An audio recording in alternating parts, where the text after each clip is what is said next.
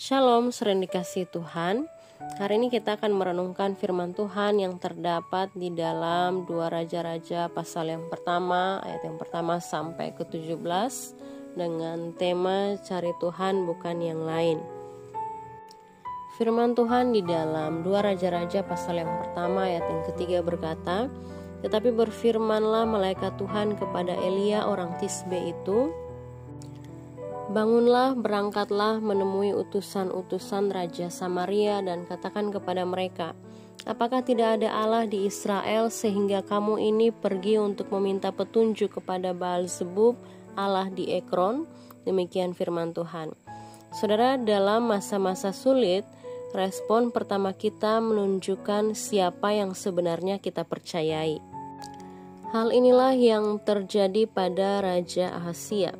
Ketika Raja Ahazia jatuh sakit, ia bukannya berdoa atau mencari Tuhan, tapi malah menyuruh orang pergi kepada Baal-zebub, dewa orang Ekron. Ia mencari jawaban dari Allah lain dan bukan dari Allah yang hidup. Ini menunjukkan bahwa di saat sulit, Ahazia lebih percaya pada hal lain daripada Tuhan. Hal ini bukan hanya tindakan menyimpang dari iman, tapi juga suatu bentuk penolakan secara terang-terangan terhadap Tuhan. Saudara, Tuhan menegur Ahazia lewat Nabi Elia. Tuhan bertanya, apakah tidak ada Allah di Israel sehingga kamu ini pergi untuk meminta petunjuk kepada Baal-zebub Allah di Ekron, dalam ayat yang ketiga. Ini bukan sekedar teguran bagi Ahazia, tapi juga bagi kita orang percaya. Ketika menghadapi masalah, apakah kita benar-benar mencari Tuhan terlebih dahulu, atau kita lebih dahulu mengandalkan ramalan, orang pintar, manusia, teknologi, atau kekuatan diri sendiri? Terkadang kita tidak sadar bahwa kita juga melakukan hal yang serupa seperti Ahazia. Kita lebih cepat buka ponsel, berbicara dengan orang lain, atau cari hiburan untuk menenangkan diri daripada datang kepada Tuhan lebih dulu. Padahal Tuhan ingin jadi tempat pertama yang kita cari.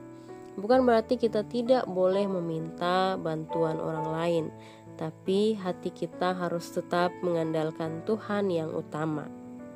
Saudara, tindakan yang dilakukan Ahazia membawa dampak serius bagi dirinya. Elia menyampaikan bahwa ia tidak akan sembuh dan akan mati di tempat tidurnya, dan itu pun terjadi. Bukan karena sakitnya terlalu berat, tapi karena hatinya tidak mau bertobat. Ini menunjukkan bahwa menolak Tuhan bukanlah sekedar pilihan biasa, tetapi dosa yang mendatangkan hukuman. Tuhan ingin kita bersandar kepadanya dengan segenap hati, bukan setengah-setengah. Namun, ada pengharapan yang juga dapat kita temukan dari firman Tuhan ini.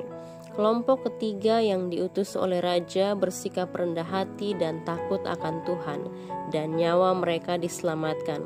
Artinya, ada jalan kembali bagi siapapun yang mau merendahkan diri dan mencari Tuhan dengan sungguh-sungguh. Ini menunjukkan bahwa Tuhan tidak menolak orang yang mau merendahkan diri dan datang kepadanya. Saudara, firman Tuhan hari ini mengingatkan kita, mari kita belajar untuk selalu cari Tuhan lebih dulu. Ketika masalah datang, jangan langsung panik atau cari pertolongan kemana-mana. Ingat bahwa Tuhan kita dekat dan Dia mau menolong kita. Percayalah kepada Tuhan dan carilah wajah-Nya, karena di dalam Dia ada kasih karunia, hikmat, dan kuasa yang memulihkan. Amin. Tuhan Yesus memberkati.